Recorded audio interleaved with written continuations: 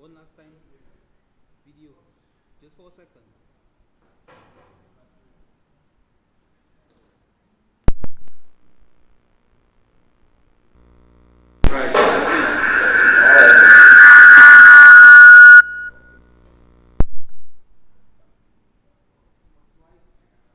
I just muted now.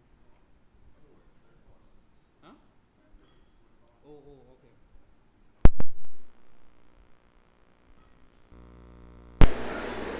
What's wrong?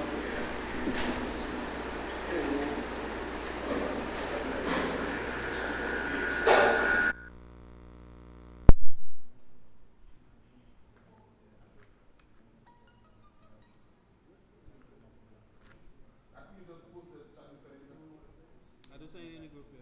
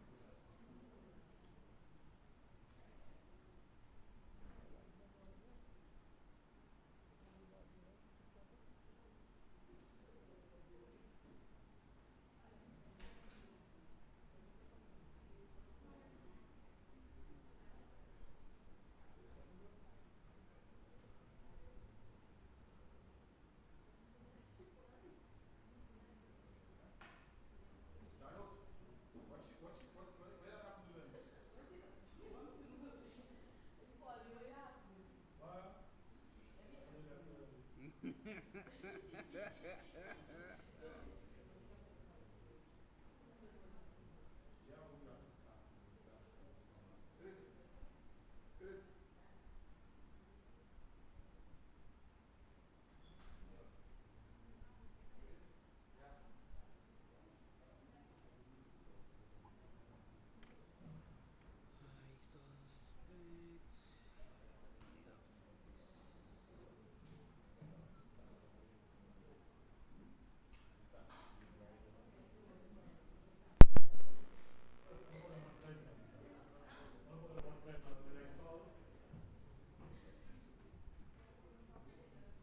on?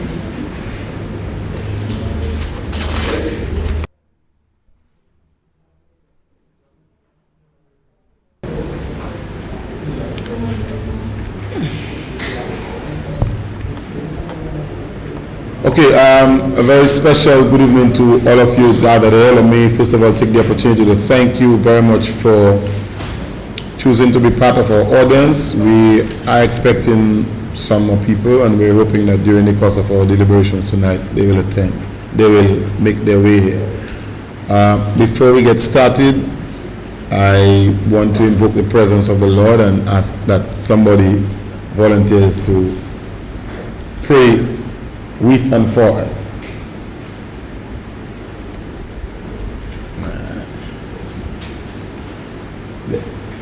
Some people feel that Mr. Thomas, we should pray. Some people feel like we should pray. I should pray. Yes. Let's pray.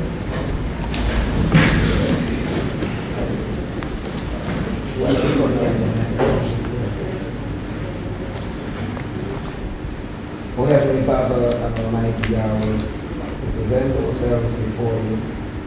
We ask for your mercies and we ask for your guidance on the subject matters that we are delivering on here this evening. We pray, Heavenly Father Yahweh, that whatever we let out, whatever information that we give out, Heavenly Father Yahweh, will lead to greater things. We want to thank you for everything that you have proposed for us.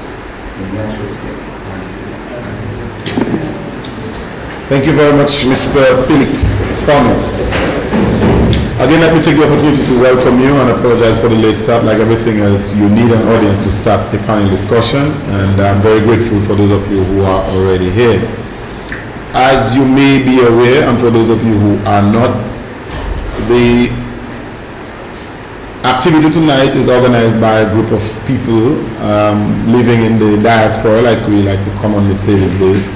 And of course, there is a local chapter of which I'm a member, and there are a few of us in the audience tonight. And as we thrust forward as a small developing country or nation, it is always very important that we play a part in terms of providing and disseminating information that will help in lifting up the way we think, and we also think it's good to it will help in generating proper discourse.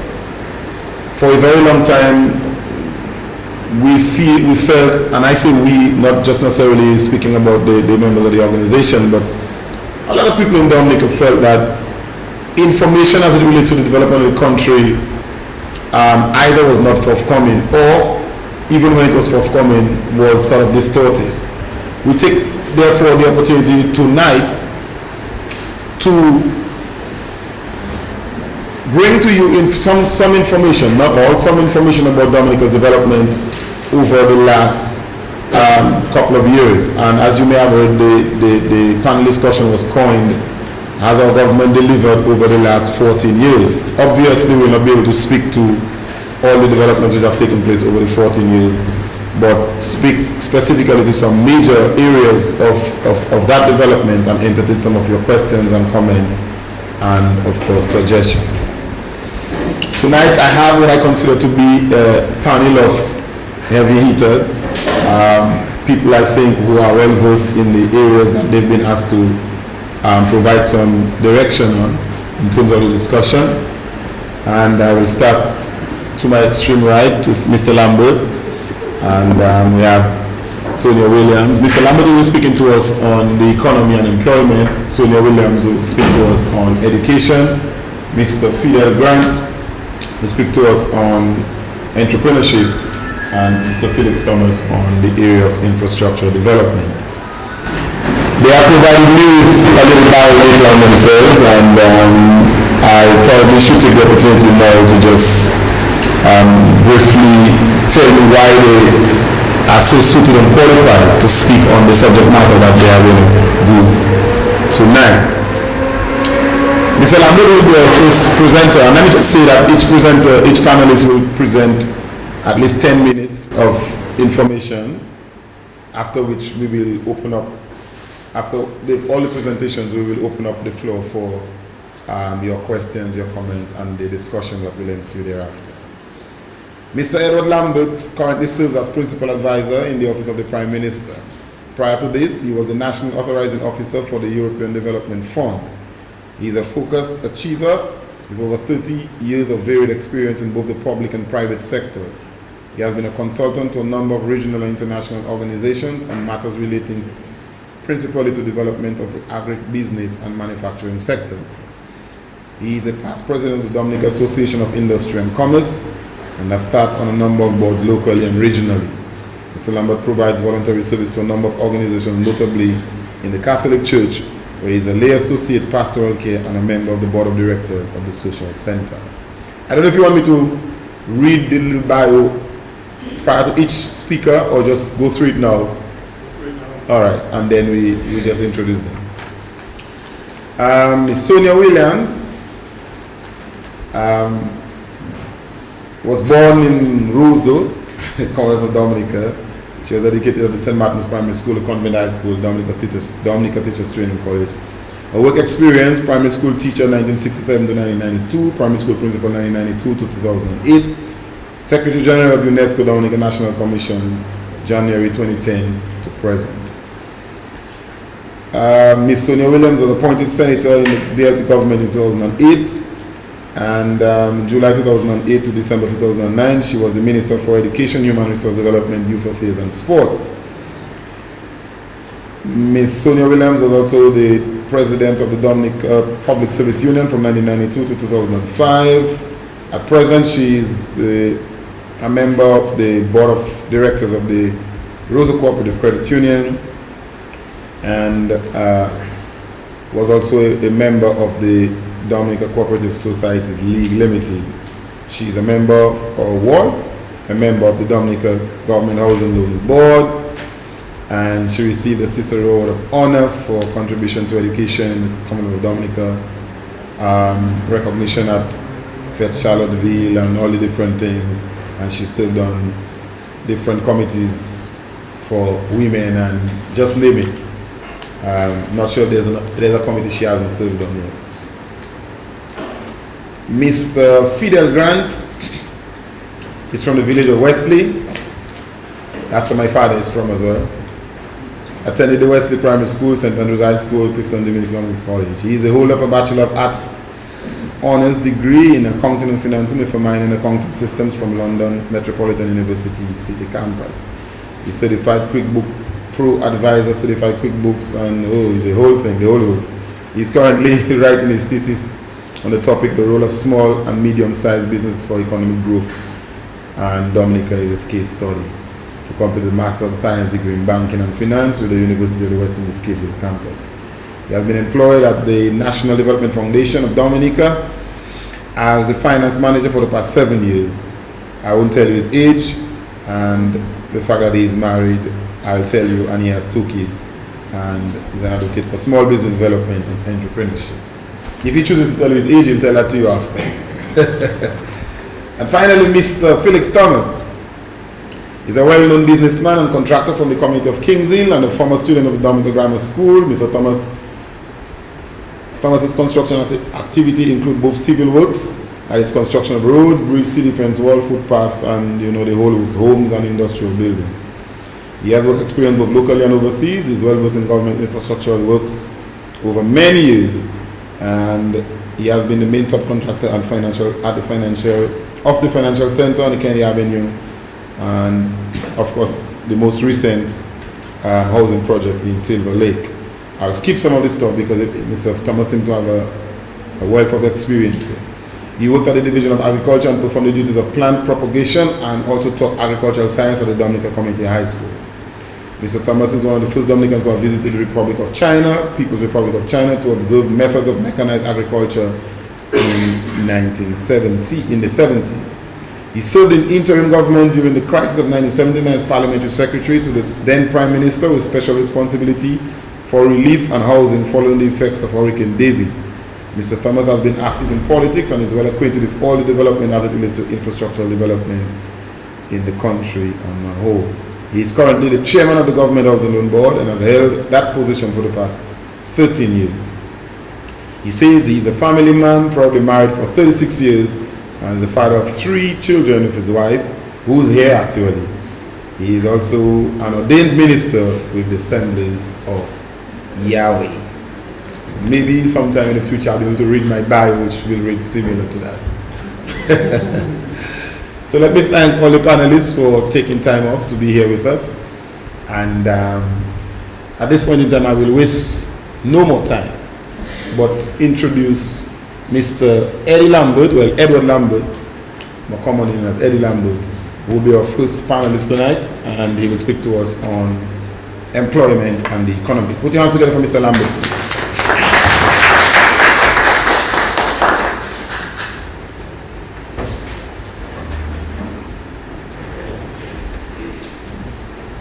Thank you very much, Movin, and a pleasant good night to the audience here and to listeners and viewers wherever they may be.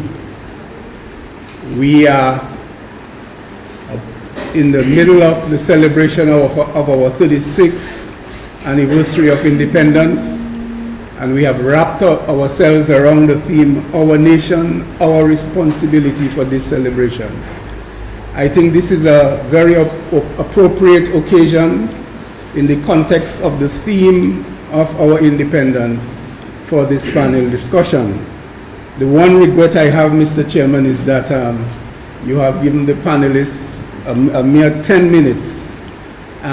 So what I think I will have to do, I will have to depart from what I intended to present originally and merely lay down the context of the issue of employment and job creation, as well as establish a framework for the interactive session that will follow among ourselves and the audience.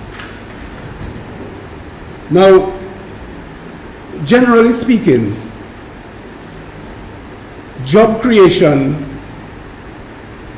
is the result of investment, whether in the private sector, in the public sector, in a family, or elsewhere. Jobs are created as a result of investment.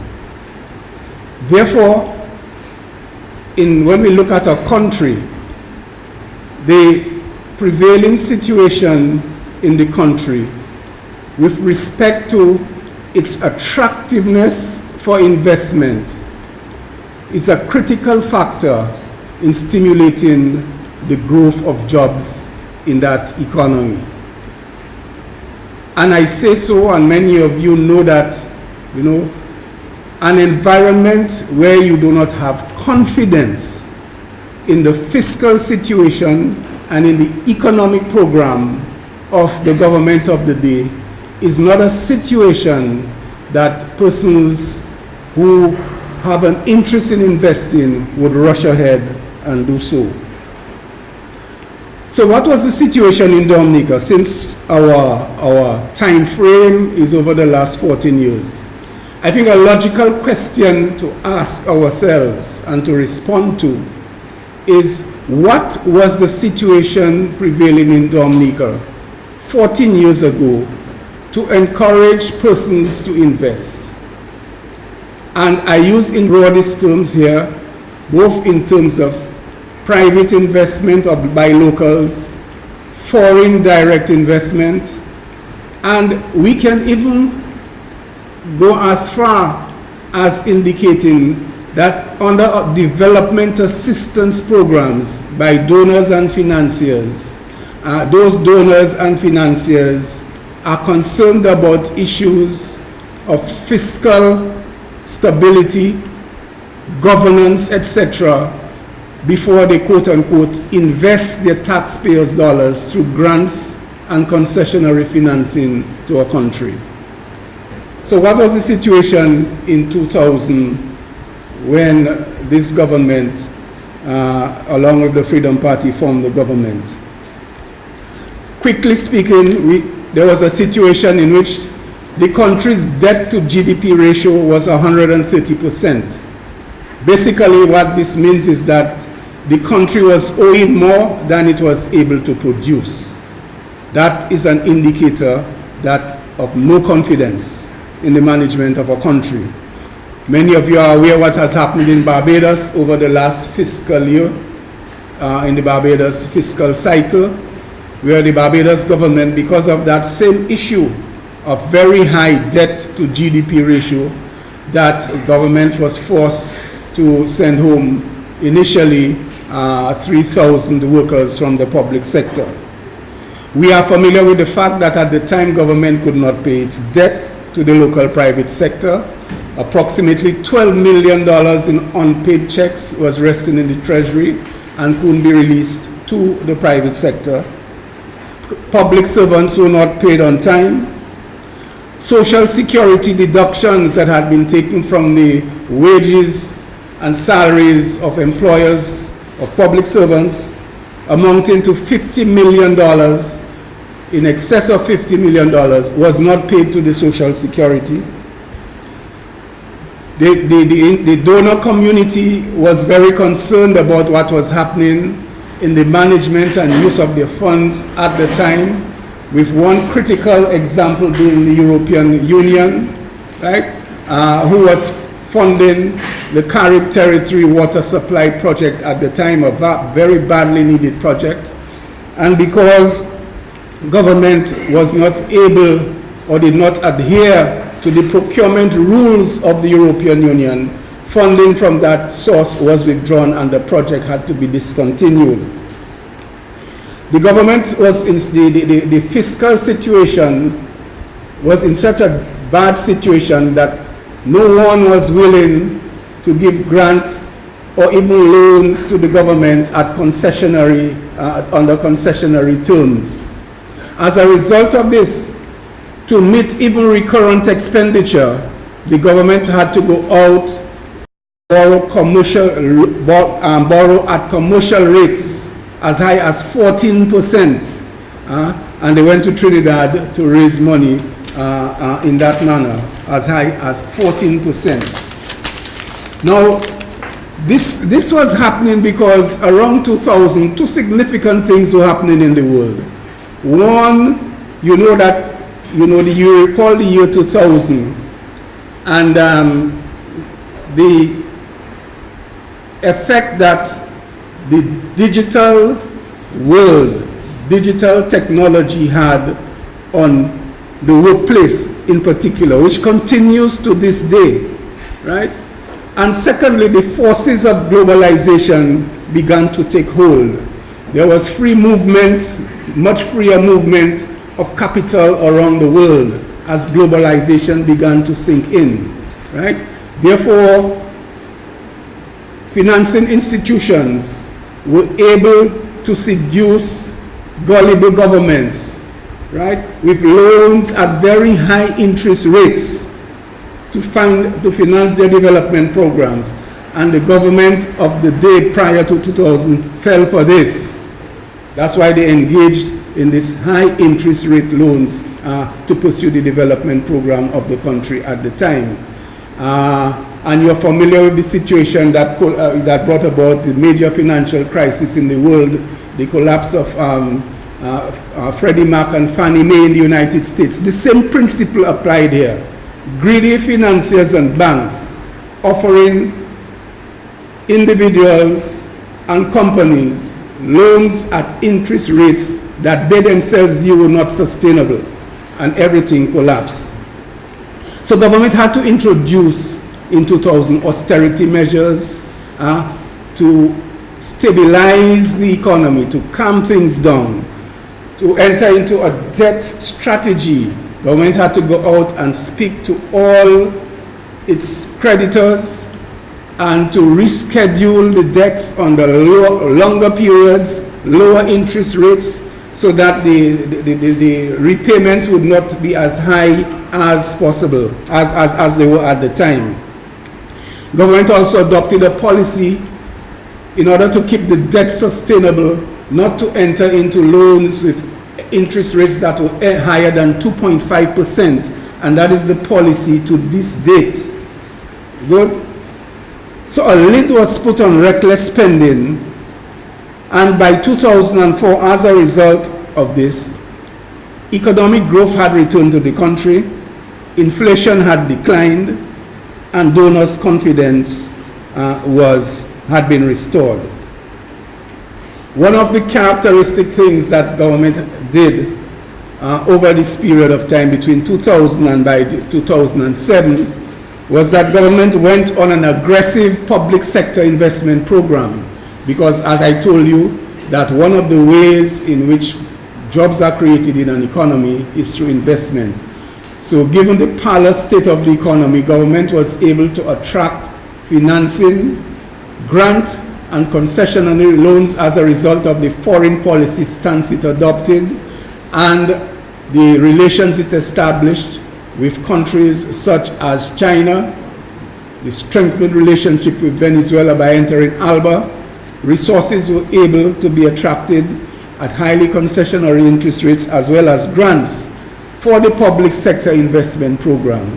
And whereas under the United Workers' Party, the rate of investment of capital projects under the public sector investment program was 25%. Under this government, it climbed up to 75%, reflecting a better planning, better management of the budget cycle, and better implementation of projects. And of course, in order to put more money into people's pockets, which in turn would encourage them to spend more and stimulate economic activity, thereby creating jobs, government went into, as you're aware, a tax reform program. And in the year 0708, the tax-free allowance to taxpayers was increased from $15,000 to $18,000. The tax rate decreased from 20% to 18% on the first $20,000 of taxable income. On the next band of taxable income, it was decreased from 30% to 20%, to 28%, sorry. And this continued into 0809, where the rate on the first $20,000 of taxable income decreased from 18 to 16%. In the next band, $30,000 of taxable income from 8 to 26%, and above $30,000 from 38 to 36%. And those of you here and listening will be aware that in the presentation of the budget in this current fiscal year, that one of the reductions in taxable incomes was announced. Non-taxable allowance was increased from 20% to 25%. As a result of this, 1,508 people, additional people, would no longer pay taxes. And there was also an increase in mortgage interest intended to stimulate the construction sector from $15,000 to $25,000. Now, Mr. Chairman, it is interesting to note that, you know, if we use the Social Security, the active employers registered with the Social Security as an indicator of economic activity and job creation in the country, we note that in the year 2000, the number of active employers registered with the Social Security was 1,413.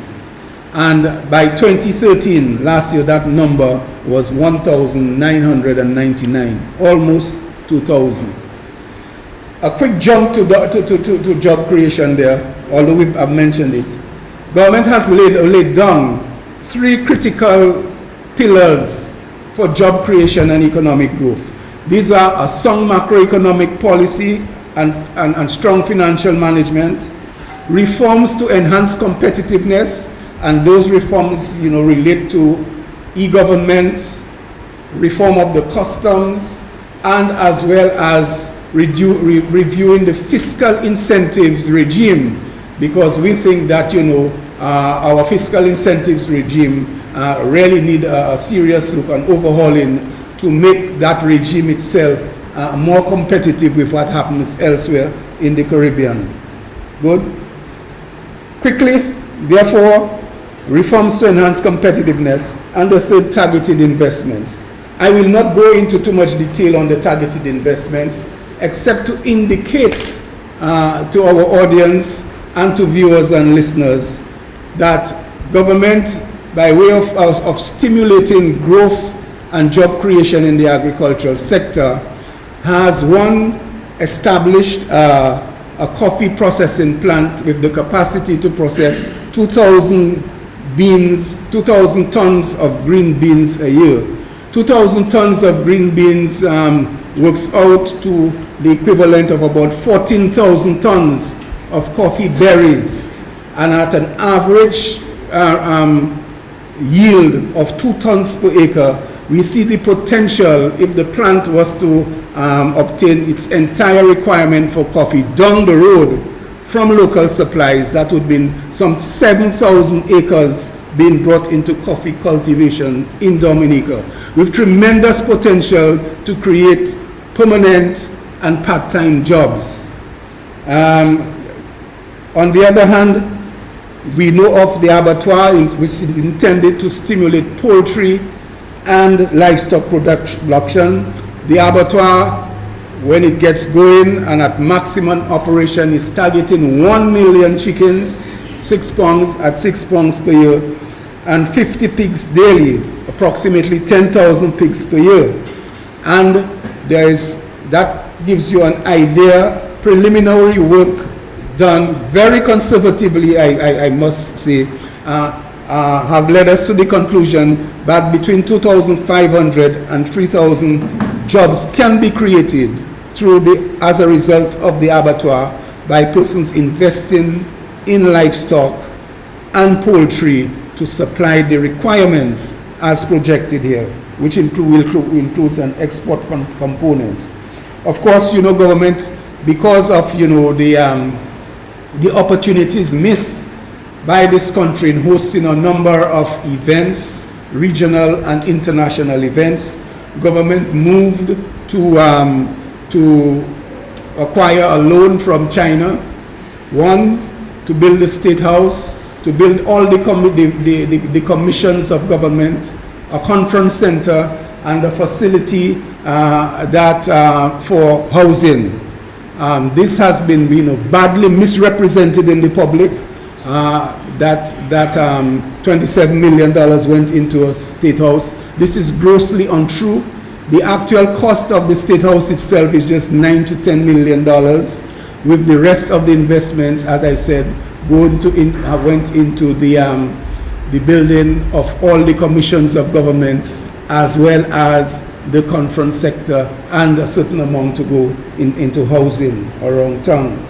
Of course, government, again, as a result of the aggressive foreign policy, with the the Kingdom of Morocco. We know of the hotel going on, being constructed in the Cabrits.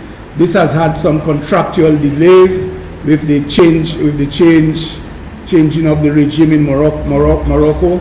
And my understanding is that a team is now here who is continuing to complete the hotel and actually bring it into operation with a particular Moroccan flavor.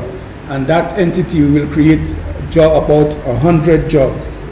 Mr. Chairman, we haven't got time to go into geothermal. I don't know, I know I've gone way beyond 10 minutes already. But we see geothermal energy, the pursuit of geothermal energy, as a significant game changer in Dominica, because energy is a factor that fuels investment and job creation. One of the reasons a country like Trinidad is so highly competitive globally is because of cheap energy. Trinidad has gas and oil, right? And we think that with the geothermal energy that government is investing in, that one, Dominican consumers will benefit initially from much lower electricity costs, and the lower electricity cost itself will serve as an attraction for investment in energy consuming industries. Mr. Chairman, with the NDFDs here, and I imagine he can give figures about the impact of government support to the NDFD in growing its loan portfolio, thereby creating additional jobs in the economy. There's the Small Business and Employment Agency, through whose activities over 1,000 jobs have been created in the economy. And there is as well the Youth Business Trust under various programs under the Youth Business Trust. Approximately 500 jobs have been created in the economy. We will not go into, I haven't got time to go into details, but I imagine, Mr. Chairman, in the course of the panel discussion, we will have opportunities to elaborate on those and other areas that we have not touched on. Thank you.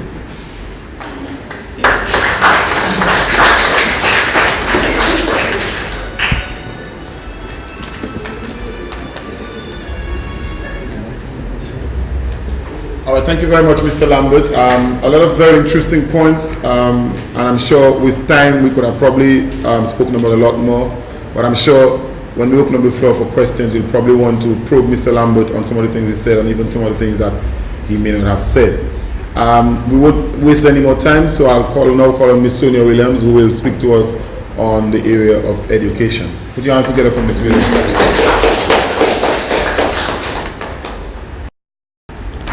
Thank you, Mr. Chair. Good evening, one and all. Please bear with me because I seem to be catching independence cold, so the voice is not what it normally would be. I am here this evening to just share a few thoughts with you on education and where have we gone from 2000 to 2014. Let me first say that I think education is one of the most important words in the English language, and over a period of time, definitions of education have evolved. But one thing we know for a fact is that education is the gateway out of poverty. And that is why it is so important that we must take it seriously. The activities for education comes under the Ministry of Education and Human Resource Development. And the vision is that every child succeeds. And the mission statement is to educate and prepare all students to live productive lives in a complex and changing society. Now we could sit here from now until tomorrow at the same time and talk about education and the opportunities that are available to us here since 2000. Now I'm not saying that there were no opportunities before 2000. What I'm saying is things have happened and they will continue to happen. The reason I think that people are so excited about education is because we have an excited leader who would like to know that everybody in this country is educated. He has his own personal vision that by the year 2015 there will be a university graduate in every household. And when he initially had that vision, he was scoffed at because people thought that that was impossible. But anything can happen when you put your mind to doing something and to doing it well. The Honorable Prime Minister was the Minister of Education, very young man at the time, from 2000 to 2004. And as the years progressed and he became Prime Minister, then greater things began to happen. And people might find that I am singling out the Prime Minister, but we cannot help but understand that he is usually the driving force behind what happens within the education system. A foundation, a good foundation, a strong foundation is very important to our education system. That is why in 2012, we entered into universal early childhood education. And all children from age 3 to 5 will be in what we usually call preschool. And the foundation will be built so that when that child primary school, then he or she will be ready. And a number of things have been put in place, and one of the very important things is the fact that there was an early childhood education council that was put together in 2012 to ensure that things went smoothly. From there, one of the things that happened though is some children stayed at home because the parents could probably not afford to pay for their early childhood education.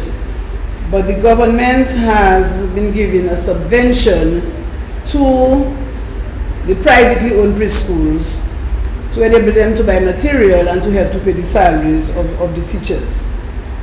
They have also incorporated the preschools into the primary schools under the supervision of the principals.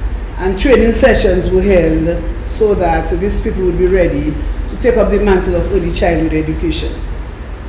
The next level in education is primary school education, and every child between the age of 5 to 12 should be in school at the primary school level so that they can get ready for entry into universal secondary education. And this is a very interesting aspect because every child gets a chance to enter secondary school at the age of 12. When I went to school, and I think a few of us around here, you could be as bright as you could be, and you probably would not get a chance to enter secondary school because there was no space. And that created a stigma for some of us as young people, because that made you think that it's because you were foolish and you were not smart enough that you could not enter secondary school. But now every child has the opportunity to enter secondary school and to prepare himself or herself for a better quality of life. Now there are some social programs that enhance these, the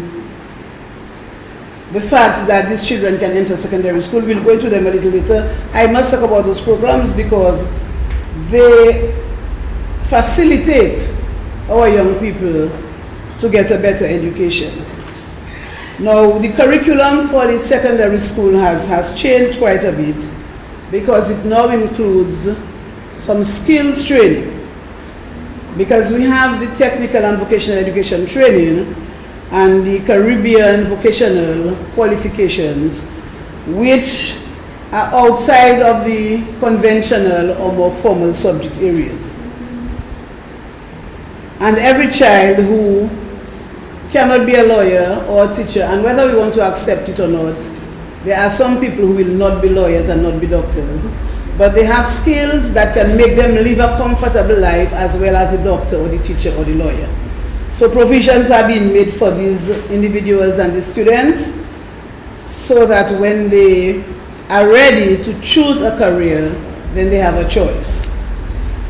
Before 2000 probably, there would not be that wide choice where an individual can decide, okay, if I cannot be the white collar worker, then there is something else I can fall back on. And then we go to the Dominica State College, and I have to go a little faster because of the time. At the Dominica State College, we have over 1,700 students who are enrolled, and that enrollment began as far back as I have as 2008, when there were about 946 enrollment and 203 students graduated. So the enrollment grew, and those who graduated, the number of those who graduated grew as well. And the Addis State College, they offer courses also in the non-conventional subjects. There are 37 disciplines that students can make a choice of at the college. And we have the hospitality industry, which is really becoming a hub, because in Dominica and in the Caribbean, we are moving towards tourism, and hospitality plays a very important part. ICT is also a very important subject area, and then we have the different engineering studies, where male as well as females are seeing a career and they're going to it. 7% of our high school students entered college before 2000. 7%. And again, it's not because we didn't have the young people with the ability to do a course at the college, but again the space was limited and only a very few could enter. Now we have over 85% of our high school students finding a place at the Dominica State College, and helping themselves and looking towards a career that can enhance the quality of life that they will choose and that of their families. So from 7% in 2000 to 85+% in 2014, I think that is something that we should be proud of. Then we go to tertiary education that is outside of college, and we are all familiar with the package that we have in universities around the world. We have our students in Cuba, in Venezuela, in in Serbia. We have students in the University of the West Indies, and very fortunately for us, we have an open campus in Dominica, so it is becoming easier for people with families to be close to their families and still get an education.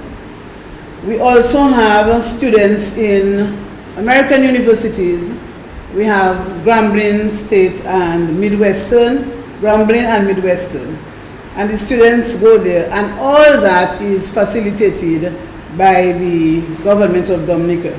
Some have full scholarships, some have assistance, but everybody who is interested is making their way at a university, whether it's an online course or whether it's at a formal university, and getting an education for themselves.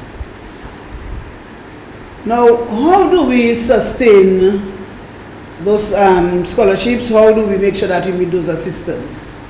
We have to start first with our children and the social programs that enable them to get that education. Some people have a difficulty with the programs that we have to enable those young people to get the education. But I think if something is good, then we have to say it's good. Let's look at the social programs. We have heard about the Education Trust Fund. And the Education Trust Fund was enacted by Parliament in 1981.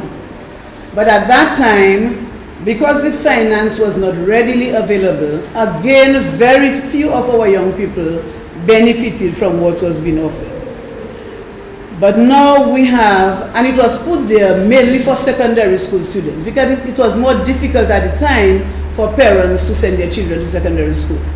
The children lived out of town, they had to find themselves maybe boarding and lodging in Roseau, and the parents had to pay the monies for that, monies that they could ill afford. But one of the very important things that came up is the transportation program. And there are so many buses that the government has, those that are owned by the government. 9 of the buses are owned by the government. The others are privately owned buses that are hired and paid on a monthly basis. And at the end of a year, over $1 million is paid to the bus drivers to to transport the children from the different areas into their secondary schools. Now we have secondary schools out of Roseau now, so because we have the Northeast Comprehensive, we have the Castlebrook Secondary School, we have the Pierre Charles Secondary School. So these schools help to alleviate the influx of students into the schools in Roseau. We also have the program where examination fees are paid for the students, because sometimes when it's time to pay the CXC and GCE examination fees and the parents cannot afford to pay, the government steps in and pays the exam fees for the students. Registration at the schools are sometimes a tough job for the parents, and these are also subsidized by the government. In the primary school too, uniform allowances are given, and some people tend to think that the government is making a medical society out of its people. But let us sit for a moment and wonder, if these programs are not in place, what would happen to our young children? So education is on the move. Everybody's excited about education, and the results are manifesting themselves in the fact that our students are doing very, very well. They graduate with honors, they make us proud, and we hope that we can continue that trend in education, since education is so important to our society. I want to look at the rippling effect though of those programs that are used to educate our people, and see if there are three children in a family go to secondary school, and that bus fees are to be paid for each child. That would probably cost about $400 a month. Think of what a parent can do, especially a single mother, with the $400. So if the school fees have been taken care of, if the transportation is being taken care of, then the parents can look at doing other things, paying a light bill, buying some food with the monies that can be saved from the expense of education.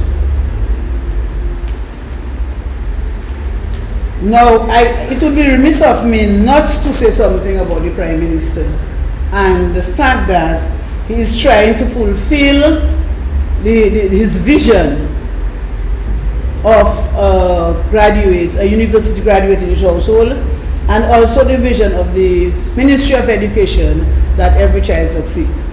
So if the opportunities are there for us in education, to encourage ourselves and encourage our children to make use of those opportunities. And I want to say something about special education, because we have some children who are not within the normal sphere of life, but they too have to be educated, because they have to take their places in society as well. And there has been an increase in the type of services provided by the Special Education Department. This is as a result of persons trained under the Dominica Education Enhancement Project, as well as specialized instruments for assessment and diagnosis of students' conditions.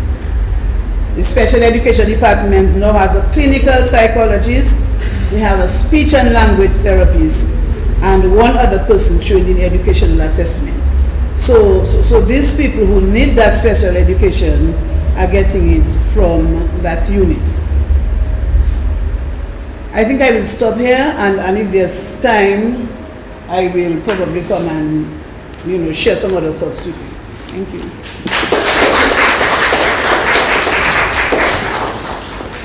Again, thank you very much, Ms. Williams. A lot of very, very interesting information on education and where education has gone from where it was some time back.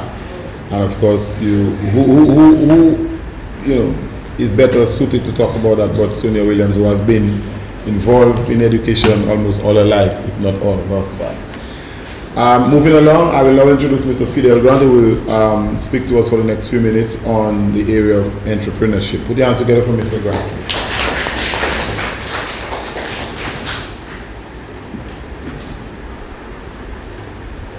Good evening, Mr. Chair. Good evening to my fellow panelists, invited guests, the media.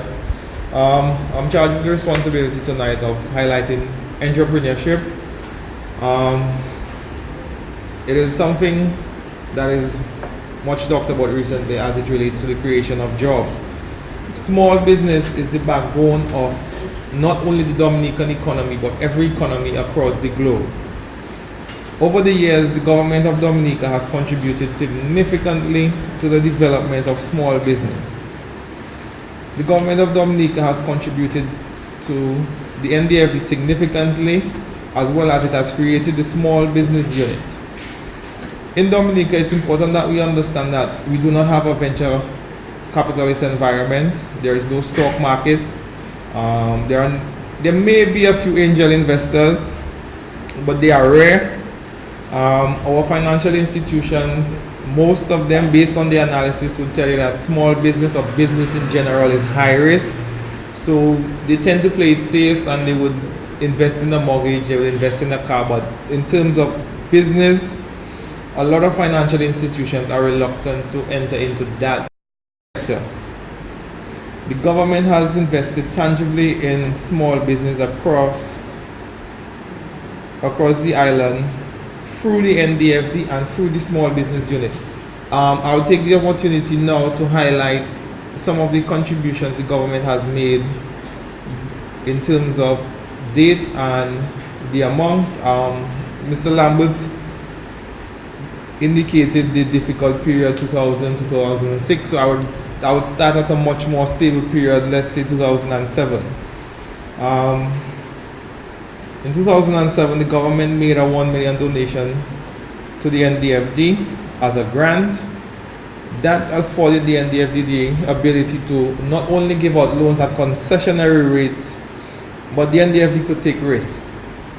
So while collateral is important, if you don't have it or you have very little of it, you can't get a loan.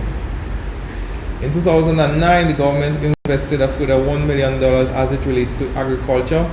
That fund had stipulated conditions in the sense that the interest rate was no more than 5%. So farmers, fishermen, person involved in livestock took advantage of that facility. It's a revolving fund and it's ongoing as we speak.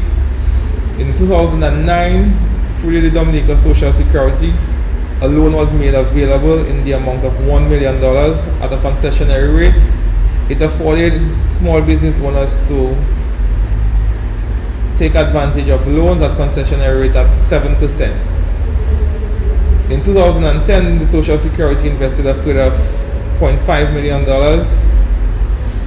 for as it relates to small business. In 2009, through the Aid Bank and the Bandes Bank of Venezuela, a loan of $1.5 million was made available to the NDFD, and that was disbursed at an interest rate of 10%. In 2013, which is one of the largest contributions to date to the NDFD, through the government, through the National Petroleum Company, the DNPC, made available $5 million, and this was done at a concessionary rate, so small business owners can now get loans as low as 6.5%. At present, there is not any institution on island offering loans at 6.5%. Not only the rate is at 6.5 and it's low, collateral is very little or none at times. In 2012, through the DNPC as well, $10 million was also made available to the NBD, and that was at the same rate of 6.5%. The small business unit to date has disbursed $12 million. 75% of that is grant. So somewhere in the region of $9 million is grant. So that is grant money which the government has distributed, and it is across all the various sectors across the island, and 25% loan. There are a number of facilities which are available to young persons. One of the main facilities available is the Dominica Youth Business Trust. The Dominica Youth Business Trust operates through the Youth Division, where young persons looking to start business can get a loan guarantee of $20,000. The Dominica Youth Business Trust also provides training and technical assistance for small business owners. So for the young persons interested in starting a business and has no security, the Dominica Youth Business Trust would be the ideal place to go for that sort of assistance. Over the years, there has been a lot of talk as it relates to the viability of business, the economy, and whether or not businesses are viable, whether it makes sense to open a small business. In my honest opinion, I would say yes. One of the reasons some of our businesses fail is that we fail to evolve with the times. We are not creative.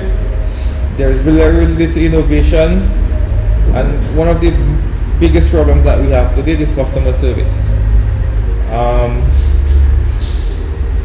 It's something that when you go across to the various businesses across the island, that customers will tell you, I want to go and buy, but sometimes the customer service is not of the best. So it's, while there is funding available, there is a market. Business owners have their part to play as it relates to developing their own small business. There are a number of initiatives that the government has going on as we speak, and I would like to highlight a few as it relates to the NEP. The NEP has been assisting small business person in a significant way. Example, a lot of persons would start a business and would require employees. Now those employees would come from the NEP. So for the first year of starting your business or continuing your business, you will not have to pay an employee. Now what that means for your business is you now have extra cash to reinvest in your business or to pay your loan to reduce your overhead.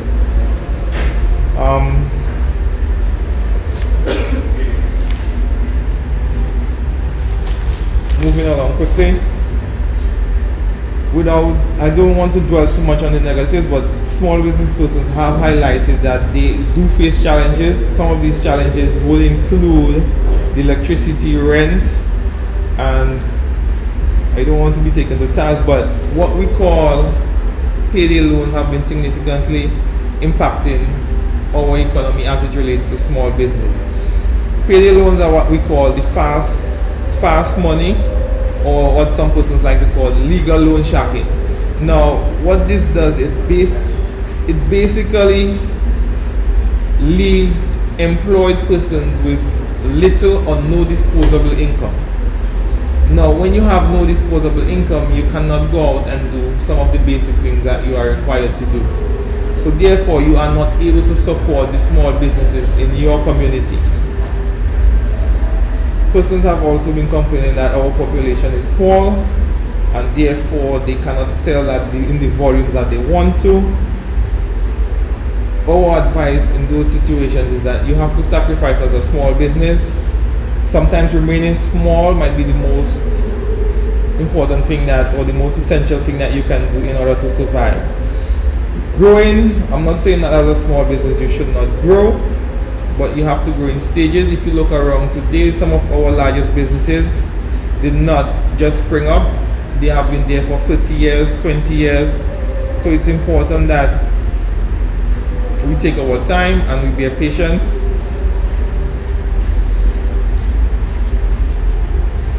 Right now, I would just like to highlight a few key projects with the Ministry of Agriculture that the NDFD and other institutions are working on. The cocoa project, most persons drink cocoa tea, and it's something that is in short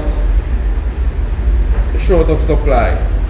Now, some persons are saying a cocoa plant might take 2 to 3 years to develop, but when it develops, it is what we call a cash crop. The same goes for the avocado, and there are several persons investing now into these crops, as well as livestock. Poultry is on demand.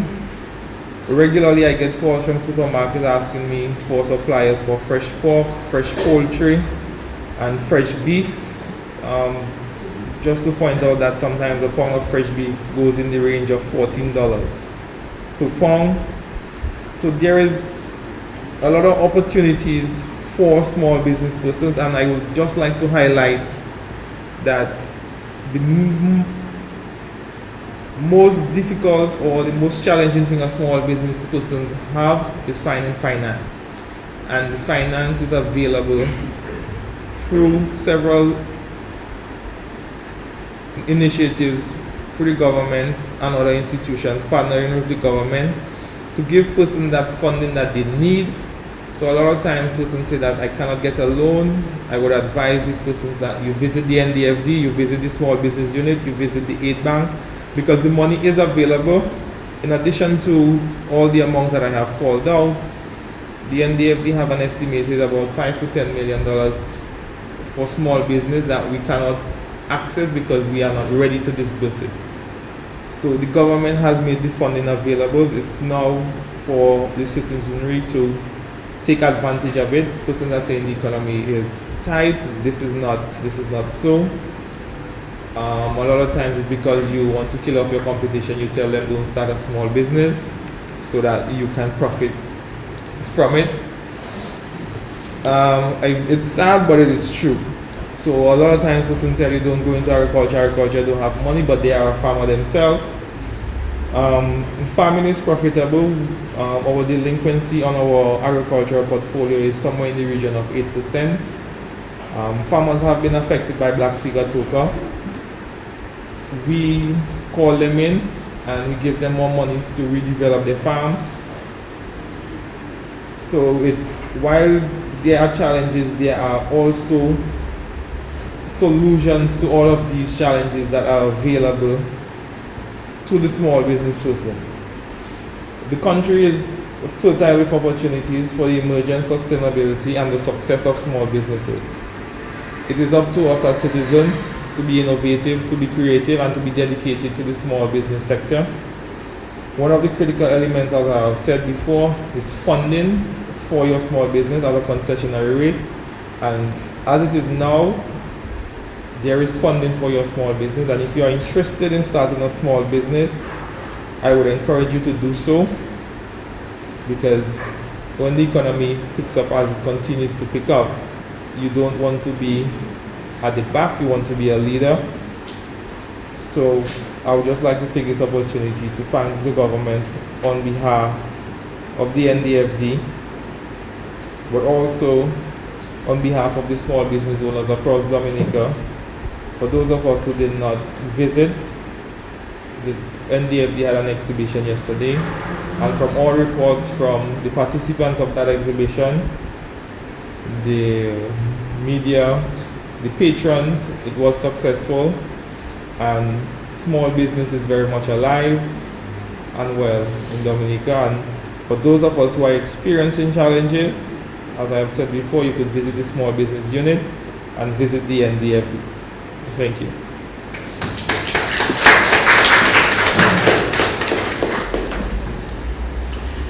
Again, thank you very much, Mr. Grant. For those of you who I know are interested in starting a small business, I think he did a very thorough job in telling you about all the opportunities which are available at the NDFD. And most interestingly though, he showed the collaboration between the government and the NDFD. So it's not just government putting money there and saying, get it. The government has also sought to work through institutions and organizations like the NDFD so that young people and people generally can access funds easier. At this point in time, I will welcome Mr. Felix Thomas, who will present to us on the area of infrastructure. Put your hands together for Mr. Thomas.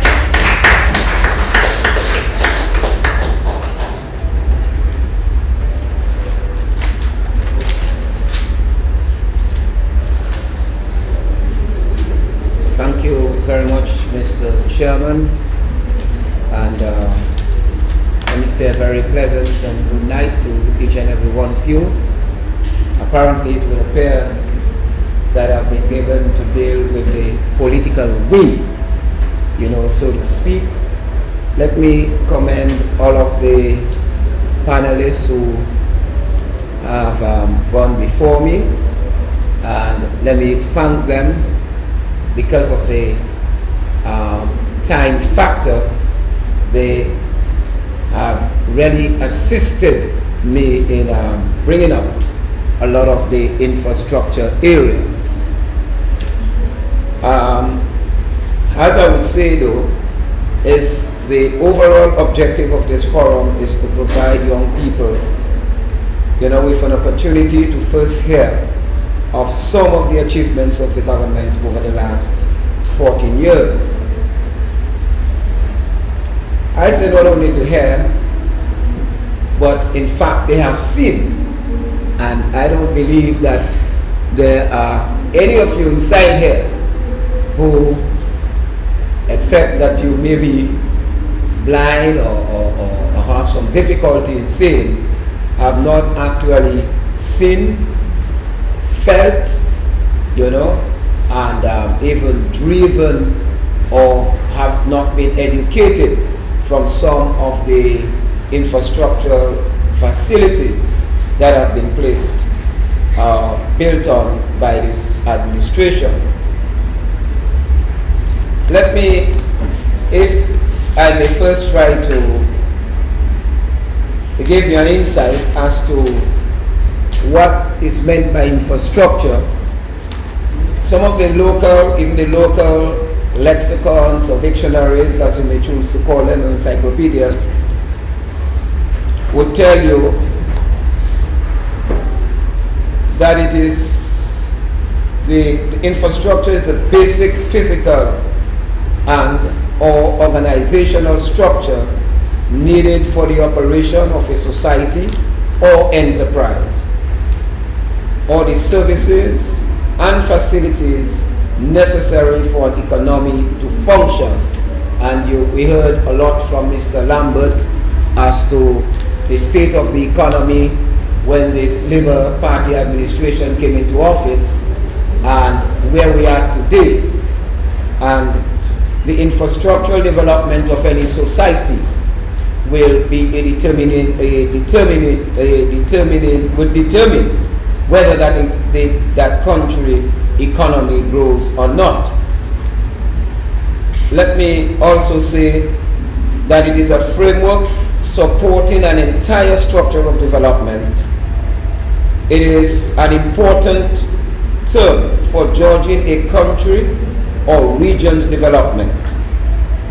It also states that the term typically refers to the technical structures that support a society, such as roads, bridges, water supply, sewers, electricity, electrical grids, telecommunications.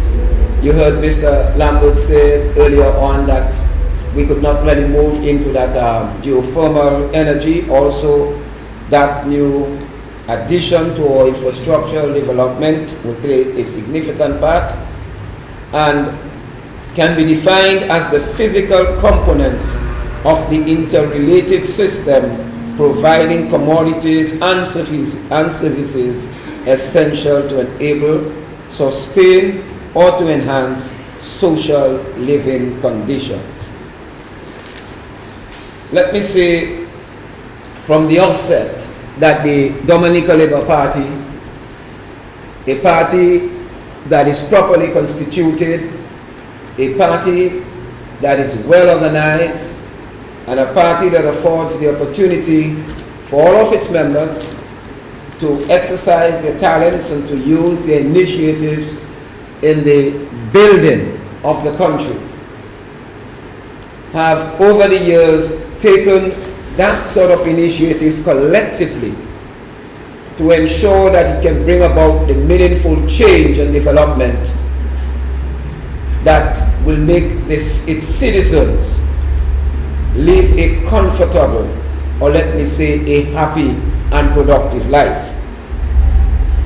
Now, from 1995, the Labour Party, in its manifesto, and I guess that might be new to many of you here, so in that case, that's first time you're seeing that manifesto, and maybe you can ask for a copy of it. But in its manifesto, that manifesto of 1995, there's a strong word which the Labour Party says, we must end the decline. The question is, what is that decline? These are not easy times for Dominica. There is a real fear for the future, having to survive the uncertainties, neglect, banana economy, feeble tourism, a faint trickle of foreign investment, and an infrastructure grossly inadequate to cope effectively with the demands of 1995 and beyond. There we were actually highlighted, even as early as our manifesto and even manifestos before that, but just knowing that we're going to be speaking for about 20 minutes or so, I have to look at the most recent of manifestos that could just point out to the Labour Party's interest in infrastructural development. And what we were saying in that manifesto is that Labour is ready to lead in infrastructural development. This did not stop only with this manifesto. We also have a manifesto of 2000, where the Labour Party also decided to concentrate heavily on the infrastructural development of the country. And you could see a smiling face, you know, of the late Honorable Rosie Douglas. And this manifesto is saying a new start with Labour. Now, when this new start came about, the Labour Party inherited an economy that, according to Mr. Lambert, that was non-existent. In fact, the economy of this country had imploded. Now, as I said earlier on, in order for any country to make any progress, in order for any country to encourage its people to stay, because one of the things that this manifesto was saying is, if there is not the infrastructure to encourage the young, the not so old, and let me just go back to it. It says that undeveloped recreation and sports facilities give rise to youth delinquency and insecurity in old age, victimization, and cases, you know, as we say, goes by favor. Policies relegated skilled Dominicans to frustration and migration to neighboring islands. This would drive enterprises and business people to bankruptcy and youth to anti-social behavior. This would be the result of poor infrastructure in any country. The question is, as the Labour Party said, a new start. In its manifesto, and I cannot go into details, the Labour Party gave high priority and concentration on major infrastructural projects. Now,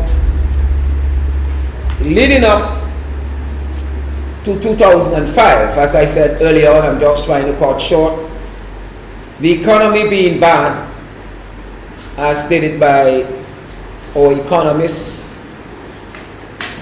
the Labour Party had a serious challenge on its hand. Could it go ahead with projects as outlined in its manifestos?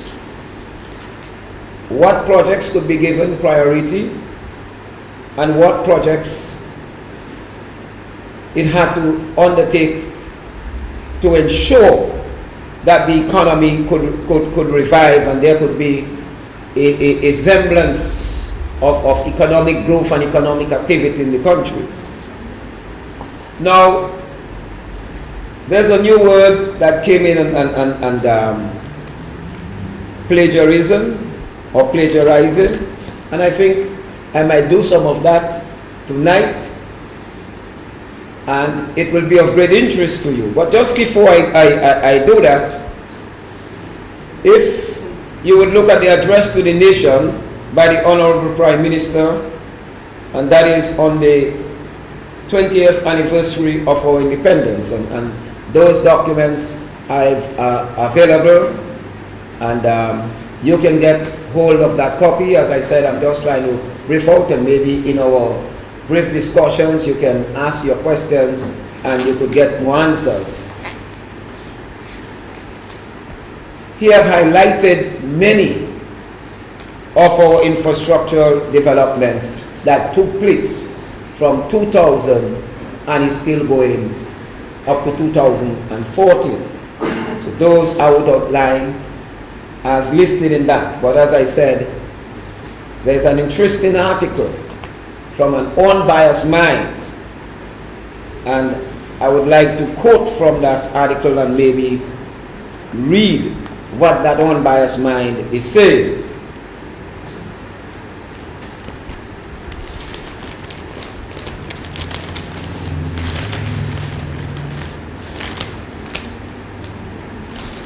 So no one can accuse me of plagiarizing, all right? Because that's a new twist there. But it is interesting. When I got this invitation, I was just at that point reading this article, and I said, "Good fortune. I don't have to do too much planning because it is well said, though not all, but it is well said." And it's captioned "The Good Fruits of Practical Local Politics" by Alfred C. Levy. And I don't want to read the whole article, but I just want to take what is more, germane or critical to our panel discussion tonight.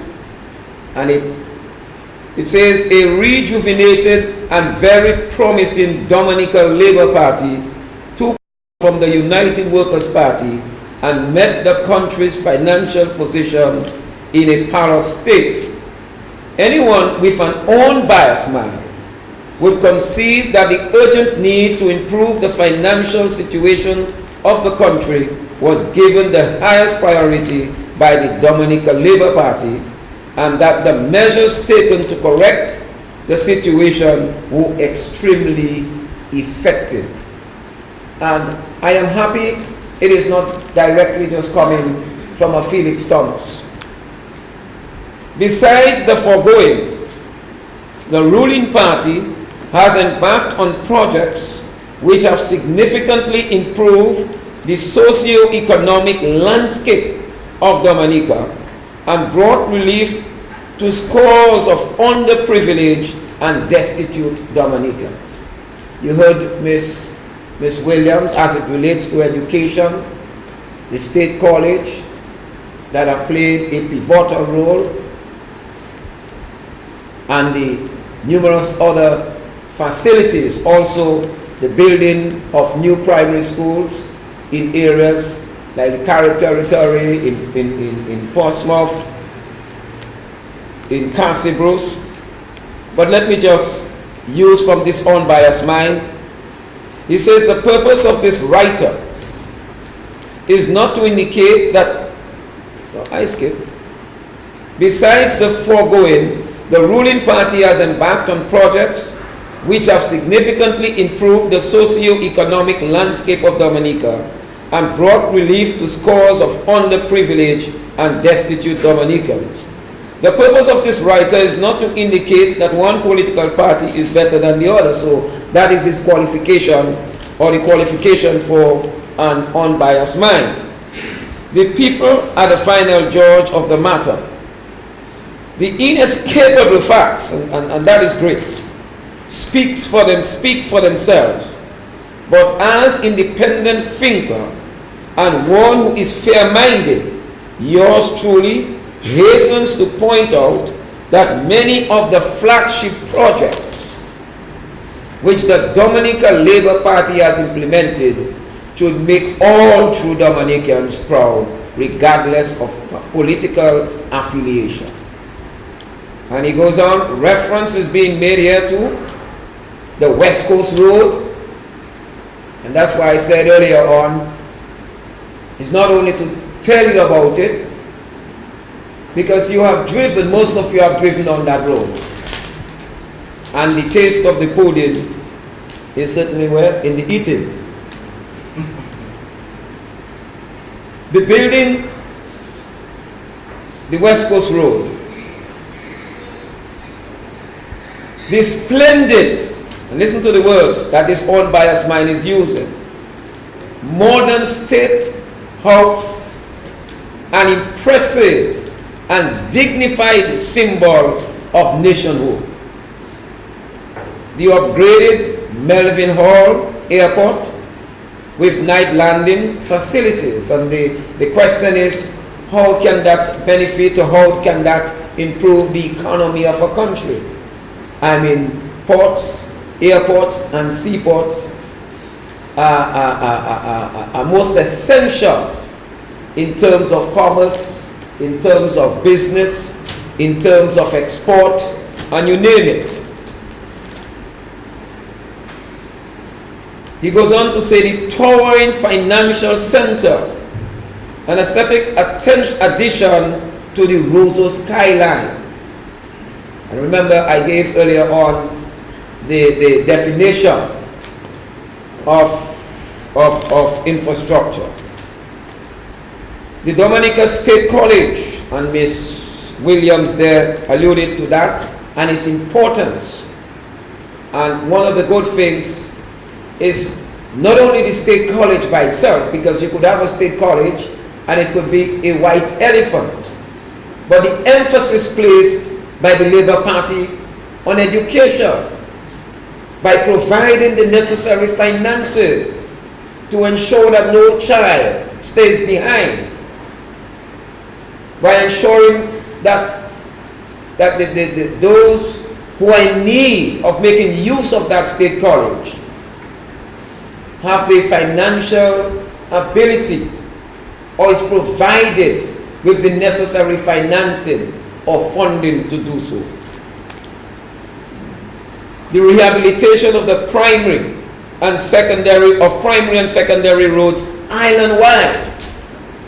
And let me say that education or the growing of any economy would not be possible if there is not even not only a network, but more than a network of roads.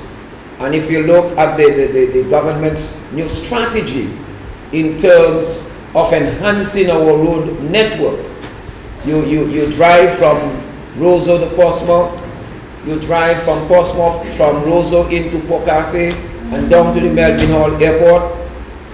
You drive now from Lade Coco up to Grand Bay, and pretty soon all of the main roads in Dominica, all of the main roads through the Carib territory, from Philip Savan up to Delis, those roads have been cut. But if those roads are not easy to drive on, they are scary, they don't allow the type of traffic that it ought to have. And the Labour Party's new policy on road is to ensure that all roads will get that serious type of upgrading.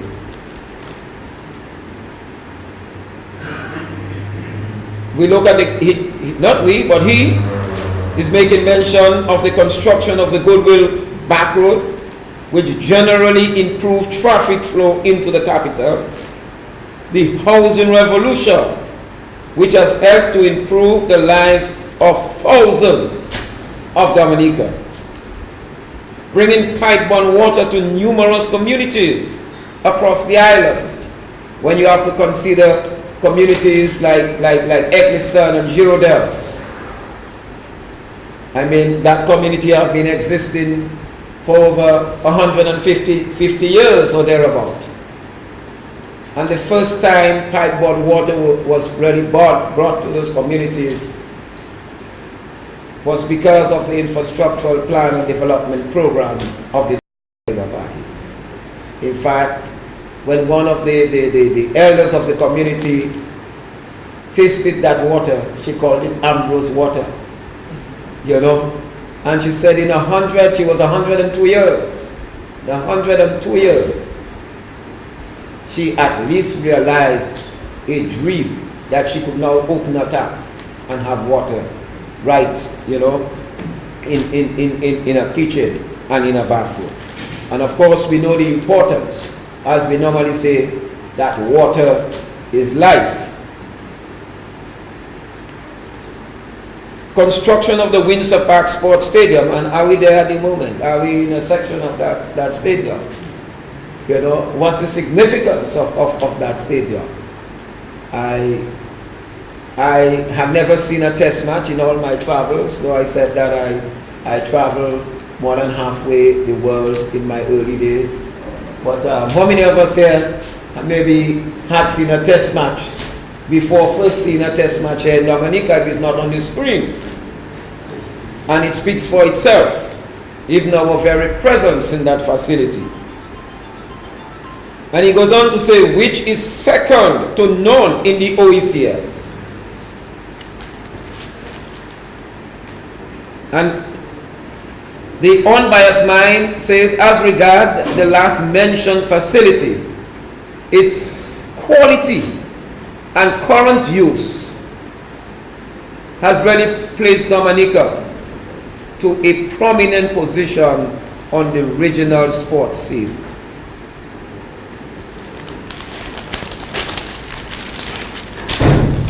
Now, I don't want to bore you with too much talk, but just to lay the straight facts on the table as it relates to housing and investment in housing.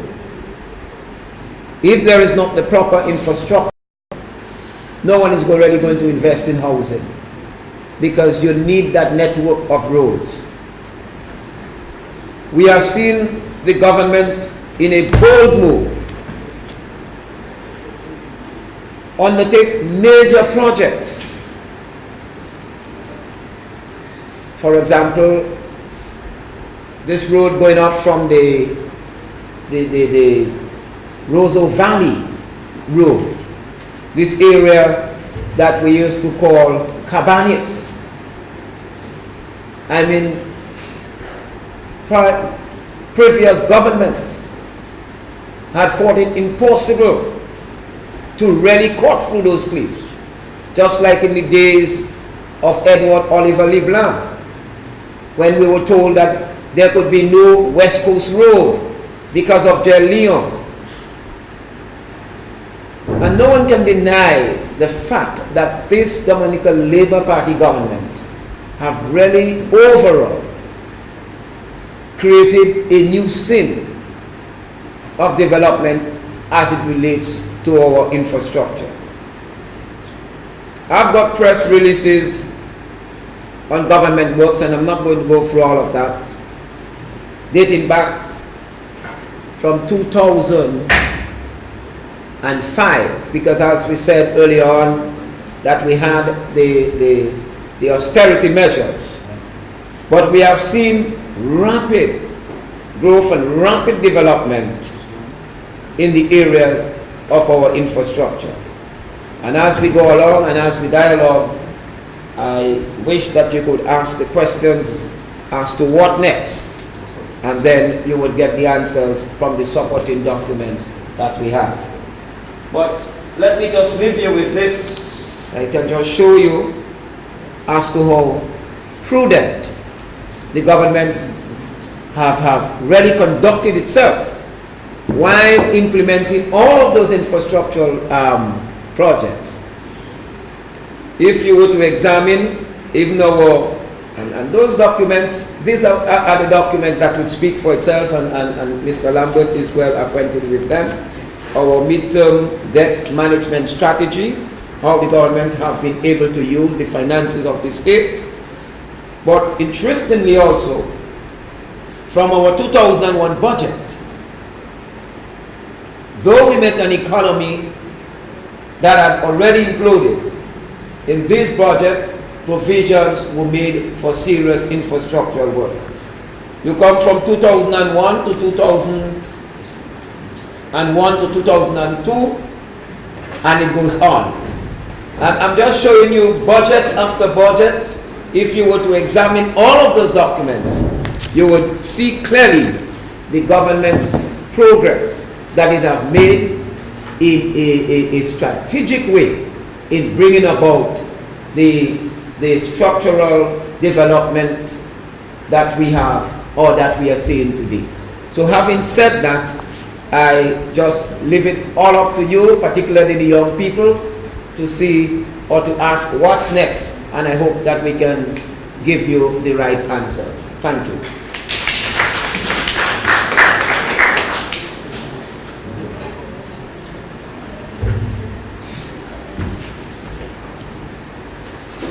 Thank you very much, Mr. Thomas. Now we've listened to the presentations by all the panelists. We now want to open the floor for your questions and comments. We're hoping that you have questions. Mr. Lambert presented on the economy and touched on a number of salient points and areas of development. What I like in terms of what Mr. Lambert did was to establish what existed prior to this government taking over, initiatives that the government has taken, and he ended on what is, looking like probably one of our, if not the greatest initiative, and that's our geothermal exploration. Ms. Sonia Williams touched on education and spoke about the very many initiatives in the area of education.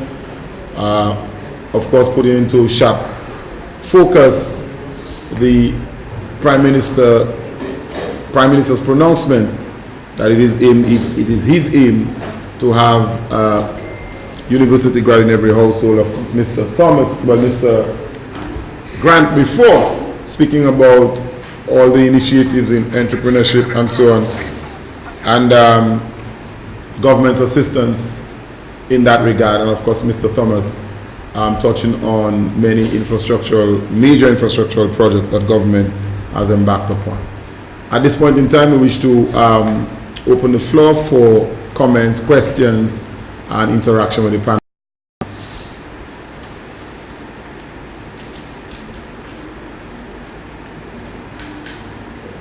We would hope that you would have some questions. I would hate to think that they've answered all your questions, or that you don't have any questions about some of the things that they spoke about. So, yes, our first question or comment from Kennedy Richards. Students, one of the things that I'm willing to is the fact of the new... Your friends at the back sitting at the hearing. The new approach to secondary education, where you are more put into the, what do you call it? With skills. Every time I hear this phrase or this discussion, it always seems to give me this thing that you're dealing with only people who, let's say, quote unquote, cannot learn. And I want to say that people who are quote unquote able to learn also will be interested in going to learning skills.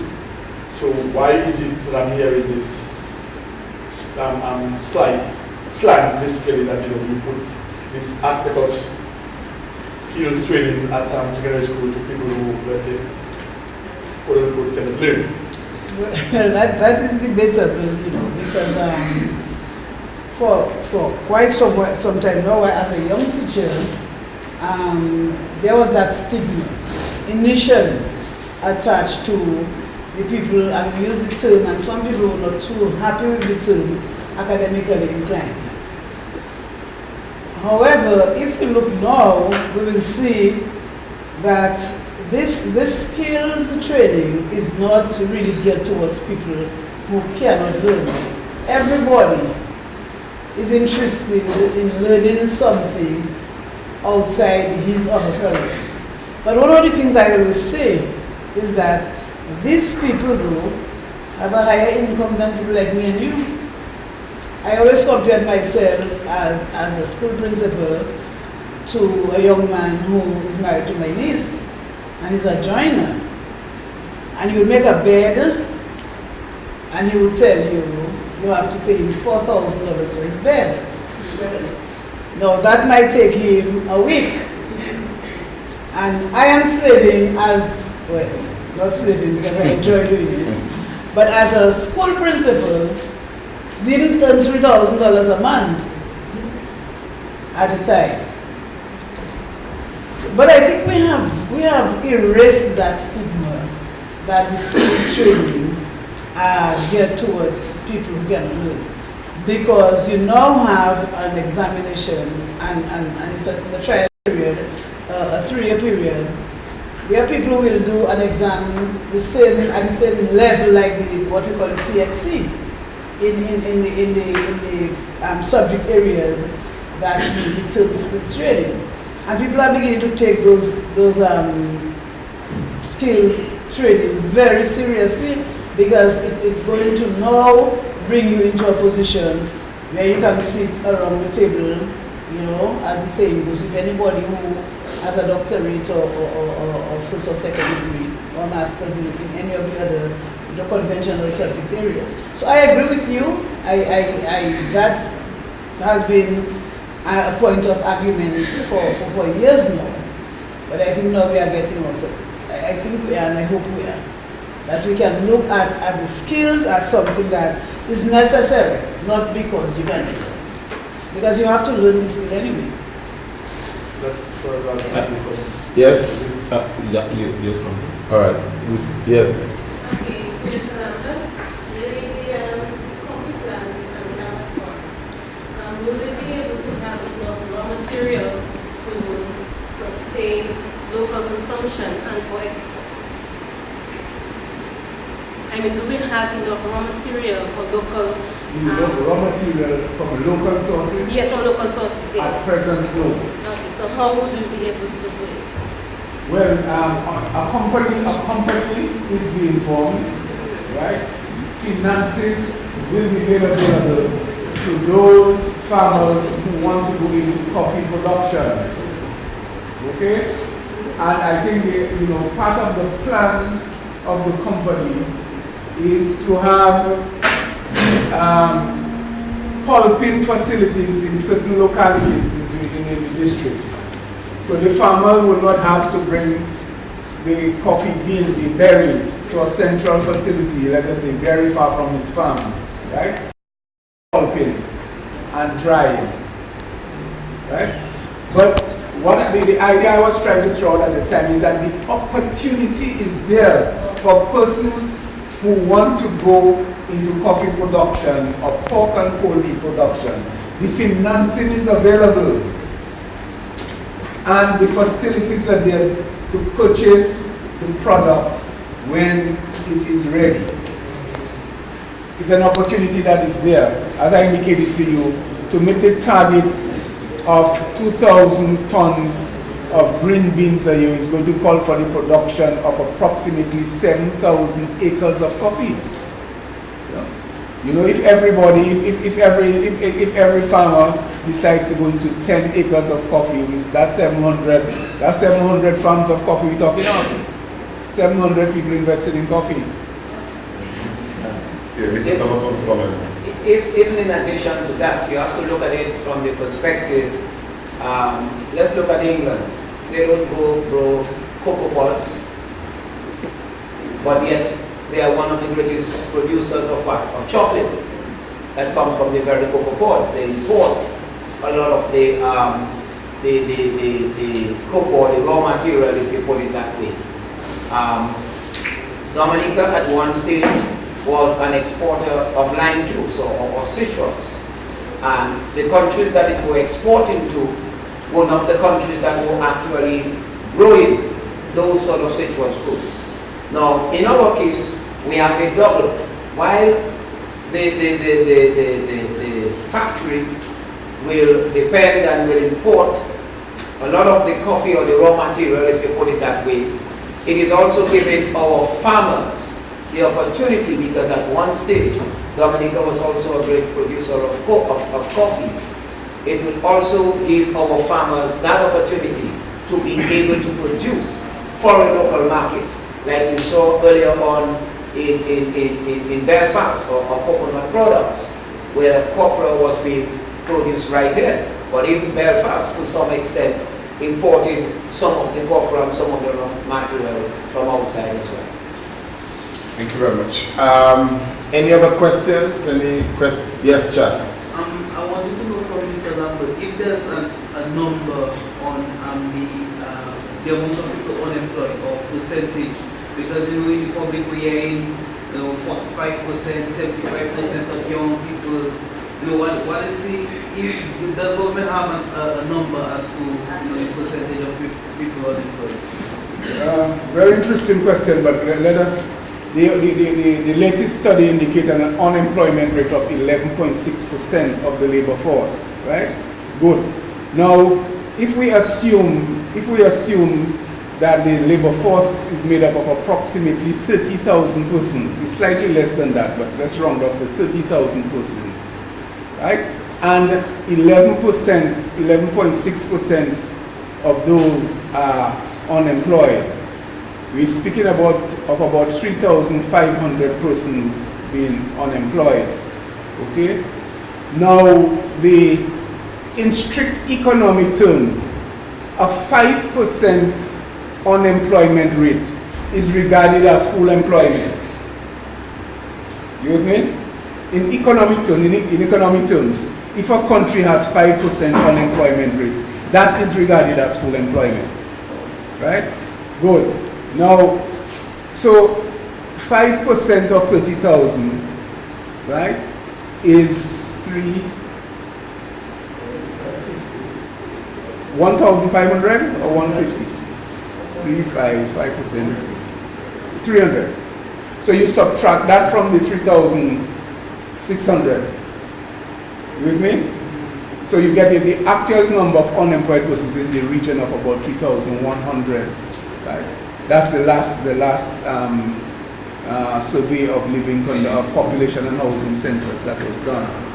This is a relatively small number in my judgment, right? Because the word unemployment means persons who are actively seeking employment, right, for 6 months and are unable to find employment. Actively seeking. I mean, it's unfortunate in Dominica that there are a number of people who are just not actively seeking employment. There's some of them with skills, I know, who prefer to lime on the block. And they have plumbing skills, they have electrical skills, they could set up a little business and do a thing. You cannot get a plumber, you cannot get a good electrician, right? But the actual number is in the region of 3,000. Now with the NEP in progress and all the impact that the various small business initiatives have had on employment or decreasing unemployment, I wouldn't be surprised if the unemployment rate is more in the region of 8% or thereabouts today. Right? But the actual number of unemployed people really is not an alarming number. It's, you know. And the projects I just mentioned here, between the abattoir, right, the coffee plant, the horticultural program, the NEP, I'm sure the potential is there to employ far more in excess of 3,000 people. Yes? Question from Mr. Mackenzie. You see, I got about 3 points I'd like to make. Sure. One, bananas. The demise of the banana industry over the years has contributed to the downturn in the economy. And one of the reasons why the banana industry was successful was because we had the estates that were able to mechanize and take advantage of and in fact have a high level of productivity. I'll give an example. In the Rosalie estate, for example, where they had over 1,000 acres cultivated, they had this estate distributed into 12 lots. When lot number 1 was preparing, lot number 2 was digging, lot number 3 was sleeving, and about 4 lots, so what you had was a continuous level of production, year-round, all year round, and quite a number of persons employed. What happened was, these estates got subdivided into small plots, and then you have farmers with 2 acres and 3 acres. So the mechanization that was able to take place in the past became impossible because every little farmer could not have a tractor and a mower and this. With the situation with bananas on the international market as it is now, where more people are eating bananas now than ever before, given all the nutritional benefits of banana, with Dominica having access to the market, and also we having no problems with shipping because shipping is available. Don't you think that consideration should have been given, for example, to put, let's say, 1,000 or 2,000 acres of bananas under production? And let's use the Casabros estate as an example, where an irrigation system is in place, where millions of dollars were spent to put the irrigation system in place. Don't you think that it would, this could have employed, so instead of having every little farmer with 2 acres of land trying to cultivate bananas, which was impossible, then you could actually put in place a company under proper management and have farmers to be shareholders of this company, and you create employment in the banana industry. So this is one. The same thing with peppers. Bello has been existing for 65 plus years. And it was very disheartening for me as a manufacturer that after 65 years of operations for Bello, that they had to be bailed out because they could not afford to pay their workers. Now the demand, Bello was operated with hot peppers, and Bello in fact was the #1 hot pepper sauce producer in the Eastern Caribbean, and maybe even in the Caribbean. Bello's products had already started making it on the international market. One of the things that happens to Bello is they cannot get the raw materials for production. So don't you think it would be prudent to encourage, for example, 100 acres of land that you dedicate to pepper production, where you create employment, and you can supply Bello with a constant supply of raw materials? And the third point that I wanted to make was, Mr. Grant made mention of financing being one of the main challenges for business in Dominica. Being in business for the last 28 years myself, as an architect, as a contractor, and now as a manufacturer, financing is not really the main problem for the success of business in Dominica. Because the banks, if you go to the banks, all of them are liquid. They talk about the liquidity. In fact, some of the banks are begging people to come and take money. What is lacking? What is lacking is the enabling environment for businesses to succeed. And if I were to make a personal reference, where I went to the bank and I took $1 million loan, invested in machinery, and started producing toilet paper. We started by employing 15 young people. Every is there, this quality of the material and everything are up. We are doing the very same thing that the producers in the other islands are doing. Because manufacturing today is not the days when you saw all these chimneys blowing smoke all over the place. Manufacturing has actually simplified. Where people, companies that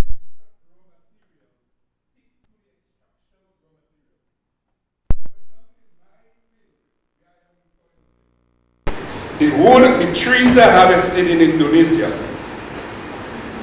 In Indonesia, they turn it into pulp. And that's all the Indonesians do. They turn the trees into pulp. And they export the pulp to various companies all over the world. So in my case, they export the pulp to Trinidad. And the Trinidadians convert the pulp into the big reels of paper, and they sell to little paper factories for packaging in all the islands.